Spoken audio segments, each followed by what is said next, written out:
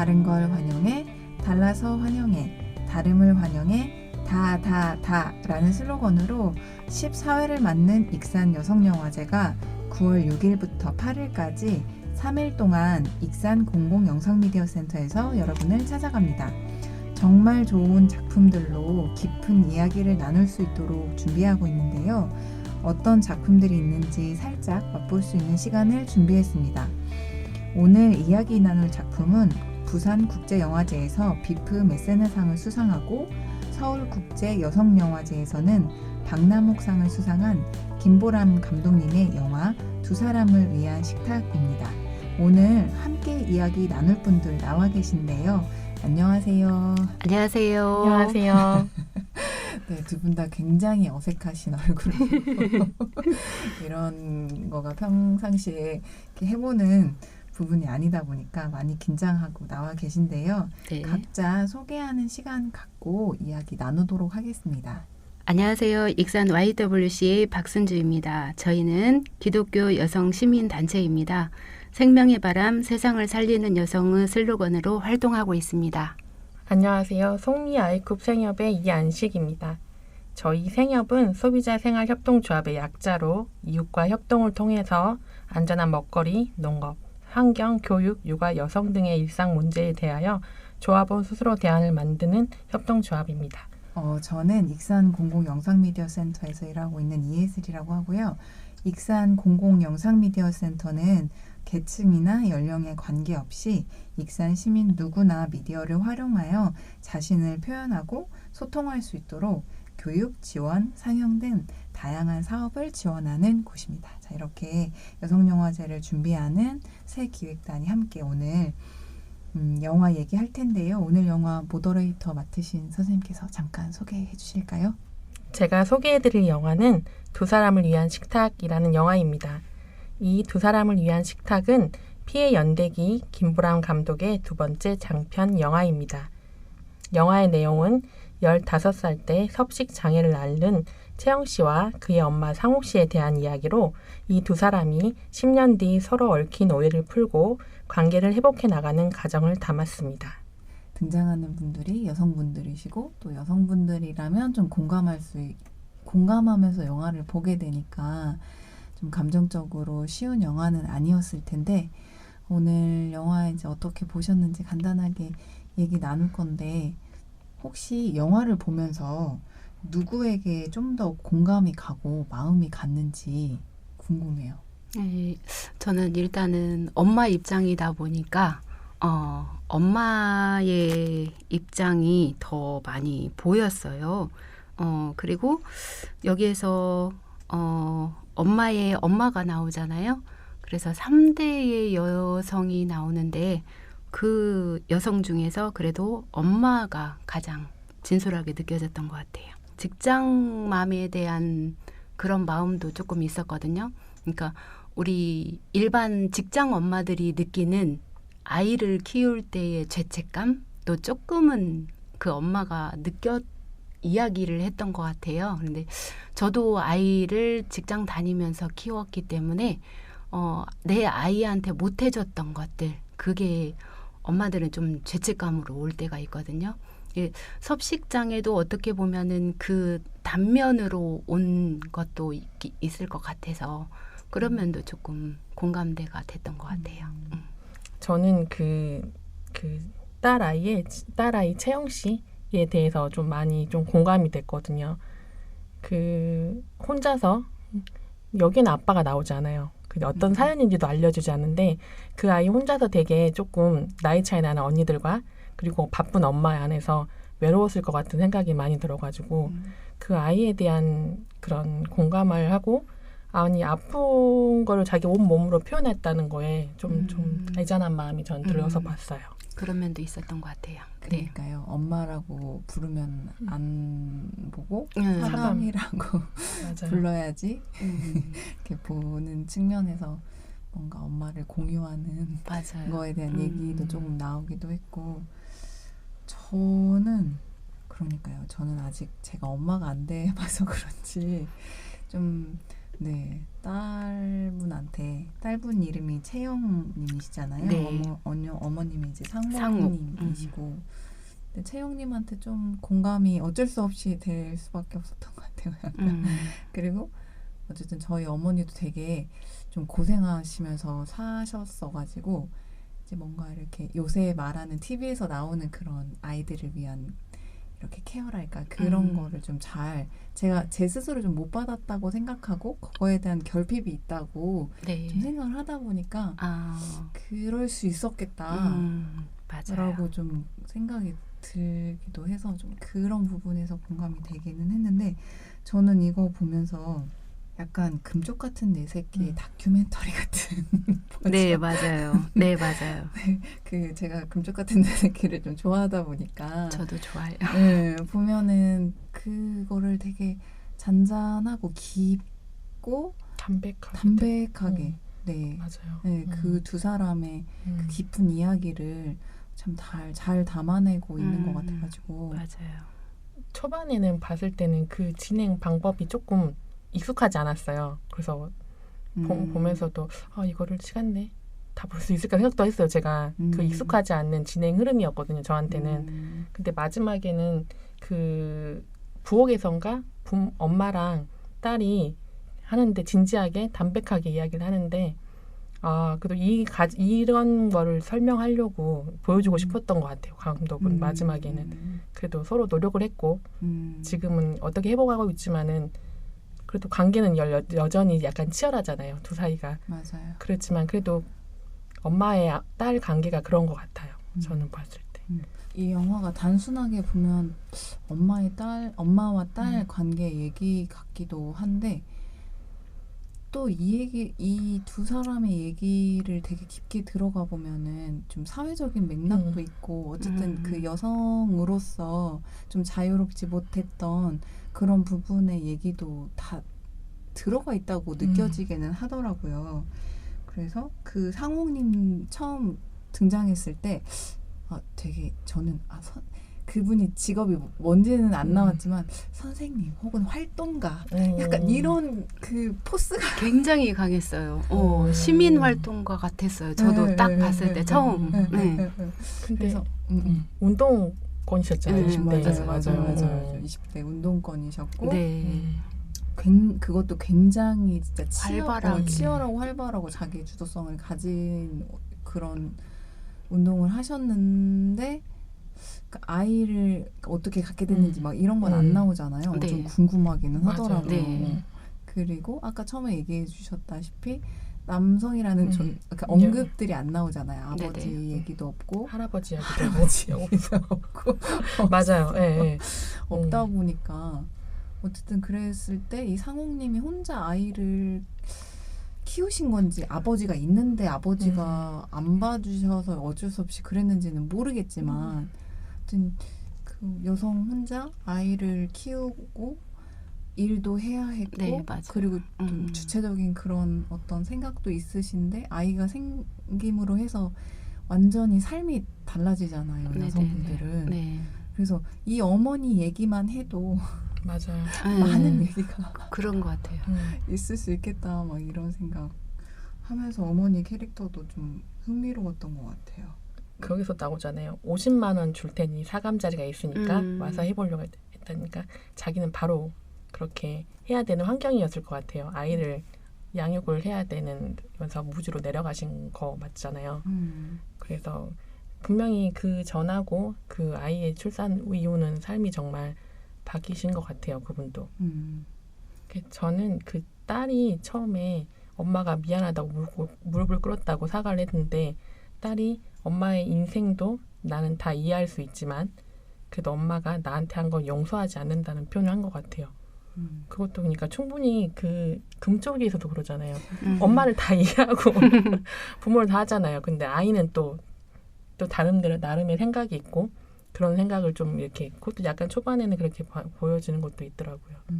이게 여성, 남성 이런 거가 별로 이렇게 사회생활할 때 크게 생각하지 않다가도 아이를 갖게 되면서 완전히 뭔가 굉장히 달라지게 되고 네. 그래서 뭐 육아 후 산후우울증, 산후우울증 이런 거를 겪는 분도 상당히 많은 얘기를 듣고 하는데 그게 경험하지 않으면 생각을 못 하더라고요. 저도 직장을 다녀봤고 저희 동기들이 출산을 하고 양육하고 하는 그런 치열한 과정을 봤는데 저는 그때는 이해를 하지 못했거든요.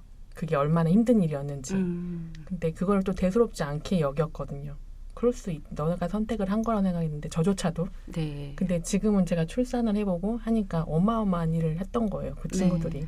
일하랴 육아하랴 네, 맞아요. 그게 네. 대단한 것 같아요. 저는 그 워킹맘에. 육아를 시작하면서 여성으로서의 힘든 삶이랄까요? 그 여성에게 주어진 그 오랜 시간 동안에 변화되지 않는 그 무게 있잖아요. 맞아요. 아이를 엄마가 잘 키워야 되고 근데 요새는 어쨌든 자기 경제활동이나 자기 자아실현이나 이런 거를 위해서 네. 이제 활동을 하시는 분들도 굉장히 많으니까 네. 그리고 당연히 이제 그렇게 해야 되는데 거기에서 육아를 또 여성이 다 끌어안아야 되고 근데 네. 또 훌륭하게까지 잘 해야 되고 맞아요. 훌륭하게 그러니까 여성한테 주어지는 무게가 육아에 대해서는 좀 아직도 되게 갈 길이 먼 것 같기도 하고 맞아요. 함께 해야 하는 거다 도와주는 거 아니다 그러니까 아빠가 함께 하는 거지 도와주는 거 아니다 해도 네. 아직까지도 이렇게 도와주는 개념으로서의 아버지의 육아가 있는 것 같고 사회적으로도 좀 이 시스템적으로 이런 부분들을 더 잘 케어해 줘야 되는 것 같은데 그게 완전히 좀 잘 된다고도 하기가 어렵고 네. 그랬을 때 부족한 부분들을 다 엄마가 떠안고 있는 것 같아가지고 맞아요. 그래서 저는 엄마한테 자식한테 미안하지 않는 엄마를 본 적이 없는 네, 항상 그러니까요. 그런 죄책감을 가지고 네, 맞아요. 양육을 하고 있더라고요. 항상 그 순간순간이 미안할 때가 많은데 그 주인공 상우님도 엄마 상우님도 자기 삶을 이렇게 하는 여기 살고 있는데 얘 걱정을 안 하면 어떡하나 얘가 아픈 아이를 그런 대사도 있더라고요. 근데 그러면 자기가 너무 죄책감이 들 것 같으니까 자기가 이렇게 집중할 수 없었을 것 같기도 해요. 그때 아팠을 때 그런 마음을 항상 품고 있는 거잖아요. 엄마니까. 이 캐릭터 상으로 보면은 많이 안 미안해 하실 것도 같은데 네, 맞아요. 그럼에도 그럼에도 불구하고 엄마다 보니 네. 그러니까 참 우리 사회가 엄마에게 너무 많은 부분을 좀 무게를 주고 있지 않은가 이 영화에서 보면서 또 그런 생각했던 것 같아요. 네. 저는 엄마와 딸 이렇게 나중에 진솔하게 굉장히 얘기를 하잖아요. 근데 이제 저도 이제 큰 아이들이 다 크다 보니 이제 대화를 많이 하기는 해요. 근데 그 대화의 질에서 이렇게 진솔하고 담백한 대화를 할 수 있을까? 어떻게 보면 우리 애들하고 얘기할 때 좀 애가 듣고 싶어하는 얘기, 좋은 얘기만 하려고 하는 경향이 없잖아 있거든요. 왜 그러냐면 자주 만나지 못하잖아요. 그리고 상처가 될까 봐 이제 조금 말을 골라서 하게 되더라고요. 이 말을 하면 얘가 기분 나쁘지 않을까? 근데 그런 생각을 하면서 엄마하고도 대화할 때도 저도 그렇게 하고 우리 아이도 저한테 그렇게 하고 저도 우리 아이한테 그렇게 하는 것 같아요. 근데 여기서 이렇게 그런 대화를 이렇게 하는 거를 보고 나도 저런 대화를 한 번 정도는 좀 진솔하게 꺼내봐야겠다 그런 생각도 했던 것 같아요. 엄마는 그래도 자식한테 조심스럽게 이야기를 하시잖아요. 영화에서도. 근데 딸은 좀 가시가 좀 있잖아요. 그게 애전이라면서 그러니까 그게 모녀 관계인가 봐요. 그래서 저는 그리고 또 한편으로 이 영화를 보면 아까도 말씀드렸는데 이분이 아들을 낳았으면 또 어땠을까 생각도 한번 했거든요. 이게 여자가 여자의 또 관계 그러니까 딸이니까 그 뭔가 투사되는 것도 있을 것 같아요. 자기 딸로서. 그래서 좀 이렇게 간극이 좀 생겼을 것 같기도 하고 여러 생각을 하면 좀 보게 되었거든요. 본인의 엄마는 정말 싫어했고 그러니까 엄마하고는 관계하고 싶어 하지 않는 딸이었는데 자기 딸하고는 관계하고 싶은 맞아요. 엄마라고 그 얘기 나왔어요. 그래서 이게 딸일 때와 엄마일 때와 또 굉장히 다른 부분이 있나? 어떻게 음. 보면 섭식 장애를 겪는 거는 비슷한 네네. 건데 네. 그러니까 약간 책임이 엄마한테 있을 때와 책임이 나한테 있을 때와 네네. 그 부분에서 조금 약간 감정의 그런 좀 변화가 생기는 건가? 좀 그런 네. 생각도 했던 것 같아요. 그니까요. 그것도 있는 것 같아요. 근데 엄마가 엄마한테 이렇게 받은 게 이게 쌓여 있기 때문에 더 그게 더 있지 않았을까 싶어요. 엄마에 대한 반감 그런 게 쌓여서 엄마하고는 단절되고 싶고 딸하고는 그 맥락도 있지만 접점을 찾고 싶고. 네. 딸하고는 계속해서 관계를 이어가고 싶고 그게 또 있기도 한 것 같아요. 어머니에 대해서 얘기를 하실 때 머리로는 어머니의 힘든 상황을 이해하시는 것 같아요. 맞아요. 그 상우님의 엄마는 그 어머니 엄마는 그 본인이 뭔가 주도할 수 없거나 여기에 뭐가 힘을 안 댔을 때는 이게 토하는 걸로 이제 자기를 이제 주도권을 잡으신 것 같아요. 딸하고 마찬가지로 그게 아무것도 안 되고 답답하거나 뭐가 제어할 수 없거나 그 여자로서의 그 예전에 가부장적인 그런 사회에서는 힘이 없었을 거 아니에요. 그쵸. 그리고 딸도 많이 낳고 그랬으니까 그런 거 울분이나 이런 거를 자기가 그렇게 방법을 통해서 해결하다 보니까 이제 그 뭐 젓가락도 하기도 하겠지만 그 저 없으면은 길 가다가도 답답하면은 나뭇가지를 끊어서 목에다가 했다고 하는 장면이 있잖아요. 그러니까 그 얼마나 힘드셨겠어요. 그렇게까지 하기가. 근데 그런 모습도 보여주는 것 같아요. 그런데도 그 딸은 다 이해할 수 있잖아요. 다 이해하고 있고 왜 그랬는지를. 아니 이해 못한 것 같은데요. 왜냐면은 그 장면 중에 네가 왜 그랬을지에 대해서 생각을 시나리오를 뭐 몇백 개를 써봤는데 네가 오늘 얘기하는 걸 들었을 때 시나리오가 없다. 나에게 그 시나리오가 없었다. 그래서 그 어머니가 그럴 수밖에 없는 상황에 놓여 있음을 여성으로서 자기가 할 수 있는 게 아무것도 없고 오직 할 수 있는 거는 자기가 먹은 거를 토해내는 거밖에는 그거를 머리로는 이해하지만 좀 감정적인 어떤 그런 뭔가는 굉장히 크게 있었던 것 같고 그래서 이제 섭식장애에 대해서 얘기가 나오잖아요. 큰 줄기이기도 하고 근데 단순히 다이어트 하는 사람들이 걸리는 병? 걸리는 병? 그 외모적인 것만으로 이거를 좀 바라보는 측면이 있는데 그래서 10대, 20대라고 20대들이 많이 걸리는 또 요즘 늘어나고 있다고도 하잖아요. 그래서 그래서 이게 식이장애를 앓고 있는 환자의 95%가 여성이래요. 그리고 요새 10대가 굉장히 더 늘었다고 하더라고요. 이 식이장애가 거식증 환자가 뭐 5년 새 30% 증가. 10대 여성이 가장 많고 혹시 뼈말라라고 들어보셨어요? 뼈말라? 뼈만 못 들어봤어요. 네, 요새 SNS나 뭐 많이 나오는 말인데 뼈가 보일 정도로 마르게 다이어트하는 거.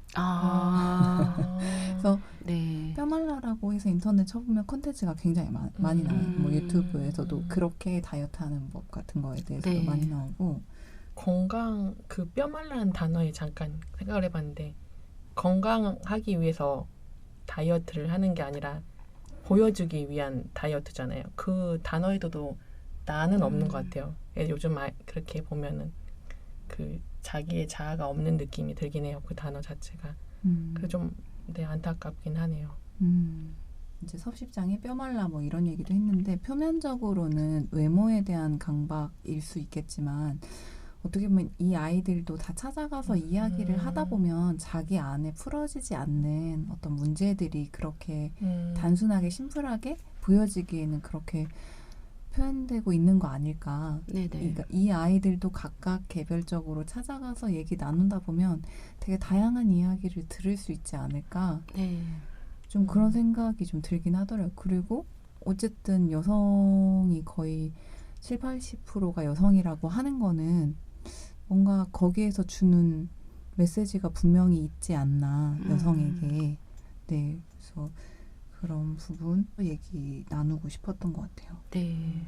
이 두 사람의 관계에 대해서 이제 영화에서 평행선이구나라는 얘기도 나와요. 네.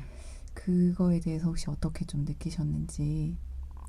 최근에 교육에서 이런 얘기를 들었어요. 부모의 궁극적인 목표는 자녀의 건강한 정서적 독립과 자립을 돕는 존재이다. 그래, 그 얘기를 들었는데 이 친구가 그랬잖아요. 자기 자아를 이제 강제로 어떻게 보면 입원을 시키려고 하니까 자아를 반납한 것 같았다고 그렇게 말했는데 저는 이 말에서 조금 약간의 충격을 받았어요.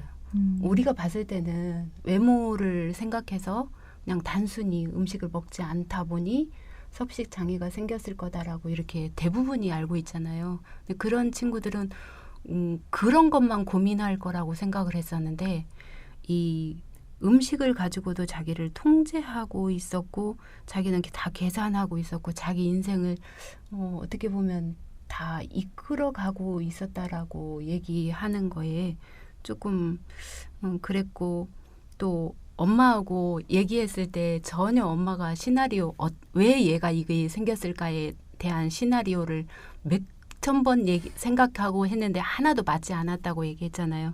그러니까 이 친구에게 어떻게 보면 정서적인 독립과 자립을 주지 않았던 것도 있지 않았을까 그런 생각도 저는 조금 해봤거든요. 저는 평행선이란 그것도 마음에 들었거든요. 적당한 거리는 어차피 있는 게 좋잖아요. 모녀 관계든 가족 관계든. 맞아요. 근데 엄마는 그 평행선이 싫은 거잖아요. 접점을 찾고 싶은 거잖아요. 근데 그 접점은 그 엄마가 그냥 엄마로서의 그거잖아요. 통제하려고 하는 그 접점이었을 거고 그 딸은 이 평행선도 나쁘지 않았을 것 같아요. 근데 건강하게 봤어요. 그 딸의 생각도 아프긴 맞아요. 하지만 저는 그런 것 건강하게 같아요. 봤어요. 저도 건강. 네.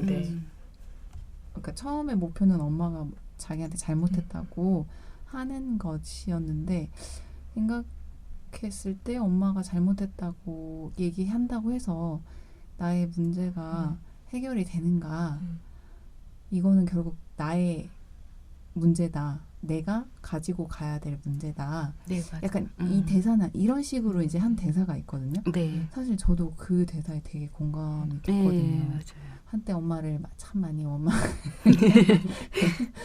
했는데 원망을 하고 엄마한테 어쩌고저쩌고 했고 엄마가 미안하다고 했지만 네. 그게 해결이 안 되더라고요.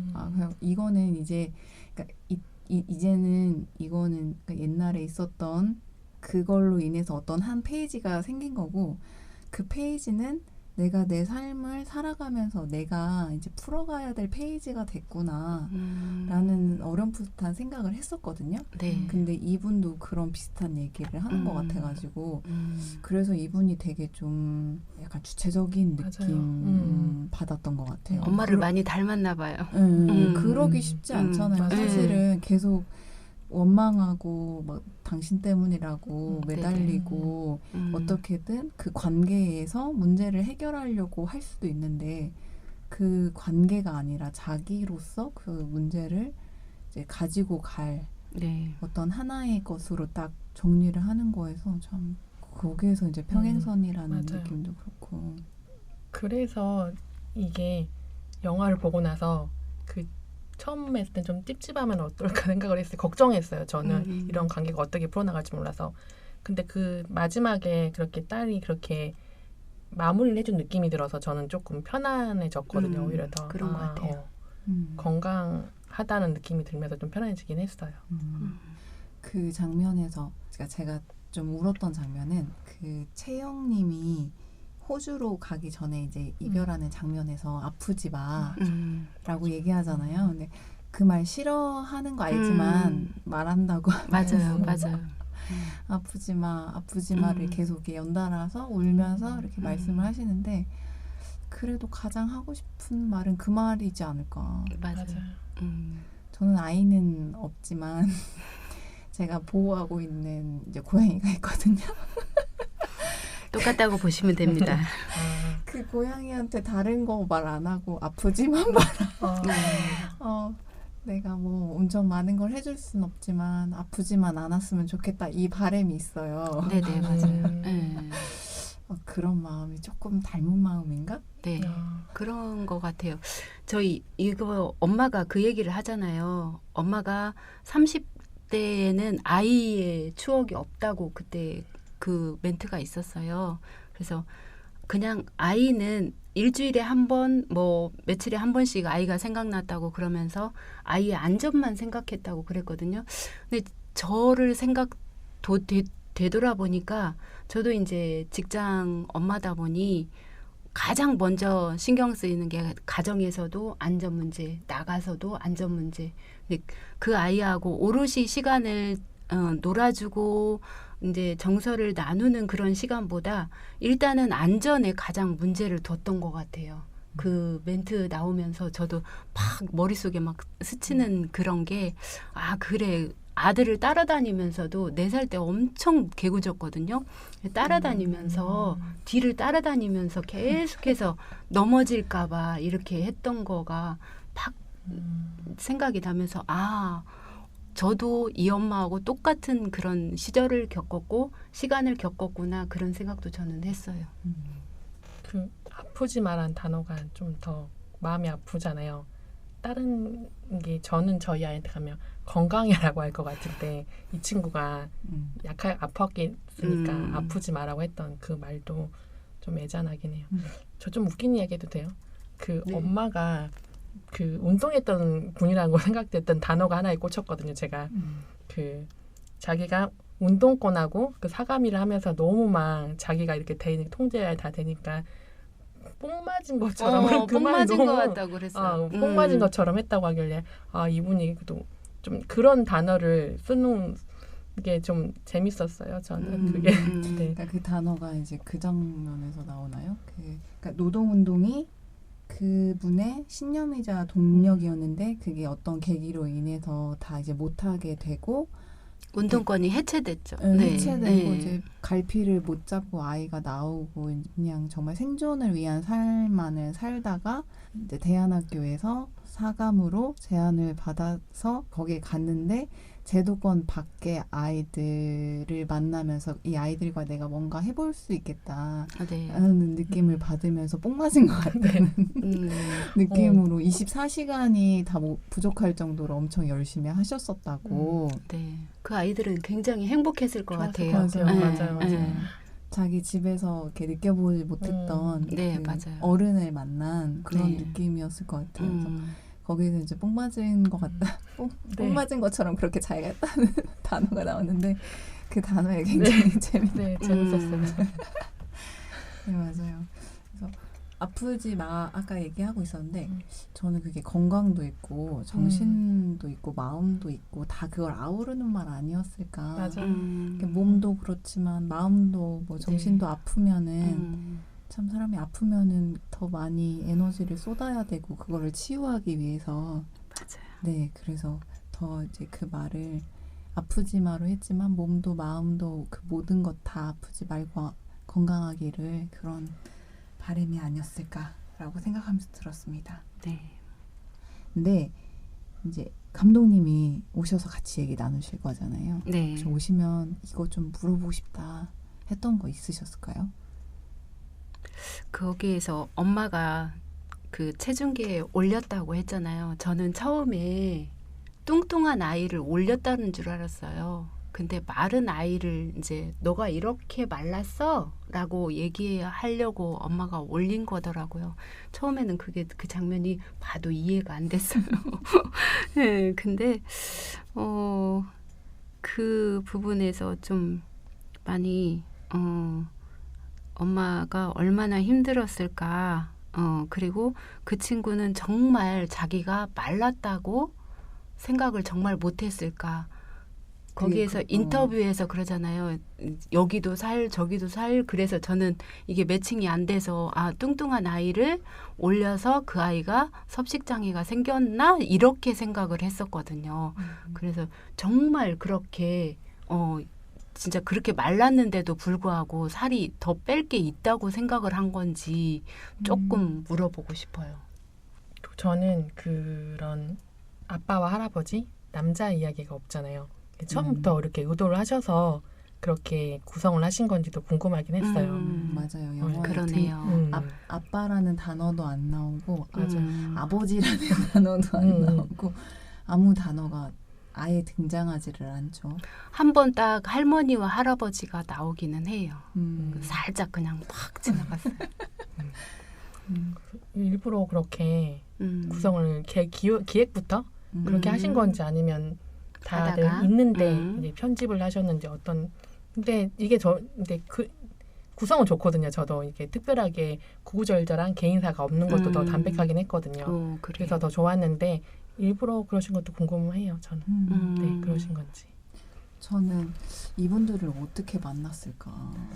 사실 굉장히 영화를 기획하셨을 때 이런 분들을 찾기가 쉽지 않을 수도 있잖아요. 네. 근데 이렇게 깊이까지 얘기를 하실 수 있는 분들이나 아니면 이런 삶을 살아온 사람들을 만나기가 쉽지 않았을 텐데 네. 어떻게 이분들을 만나게 됐고 그리고 영화를 찍는 과정에서는 좀 어땠을까 관계들이 좀 네. 그런 게 궁금하기는 하더라고요. 그러니까 되게 자연스럽잖아요. 네네. 마치 누구 한 사람 없는 것처럼, 그러니까 감독이 없는 것처럼 자연스럽지만 사실 그 두 분이 얘기하는 모든 과정에 감독님이 있었을 거거든요. 그죠.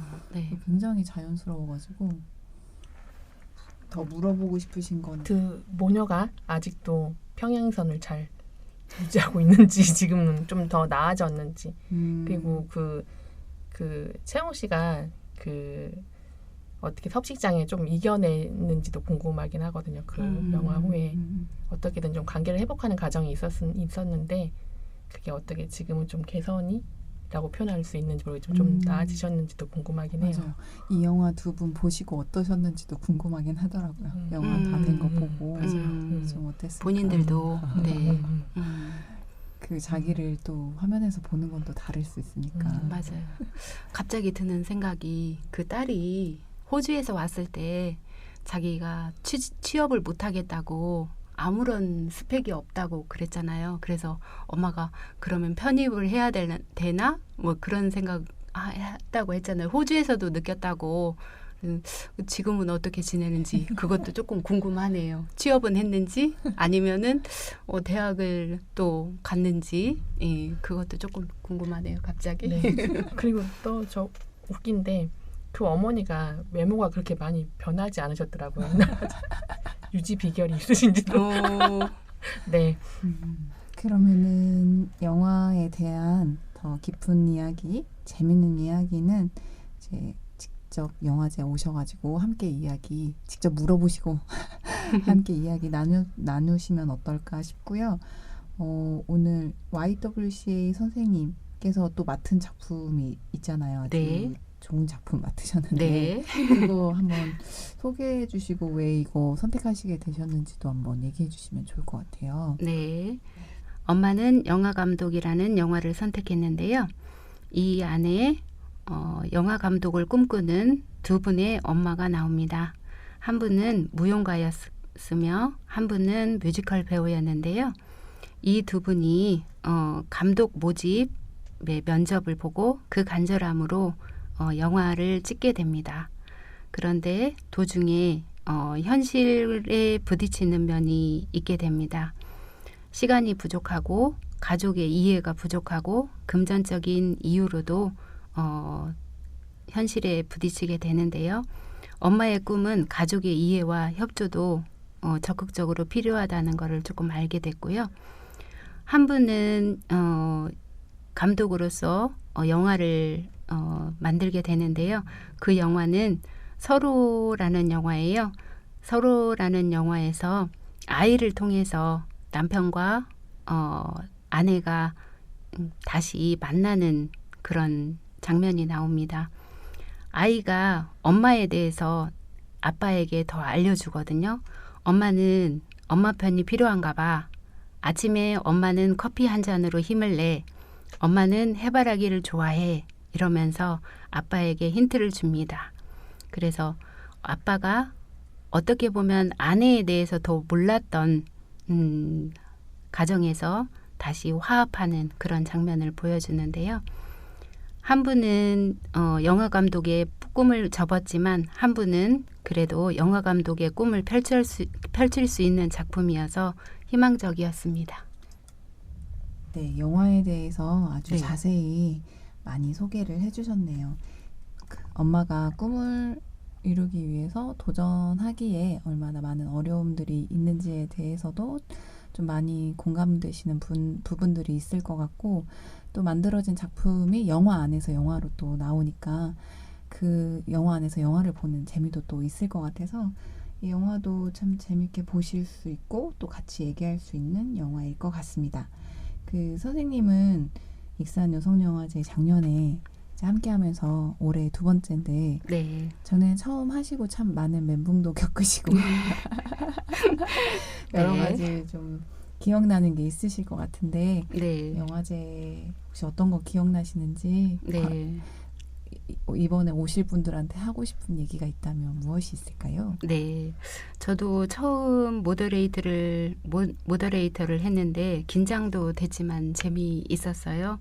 그리고 관객들도 저기 영화 배우와 아니면은 감독과의 대화를 한 번도 해보지 못한 그런 분들도 많았기 때문에 굉장히 신선하고 좋았고 이 영화에 대한 이해를 더 높일 수 있었다고 좋아하셨고 칭찬도 많이 들었습니다. 네, 선생님 섹션이 참 길게 감독과의 대화를 했던 것 같아요. 네.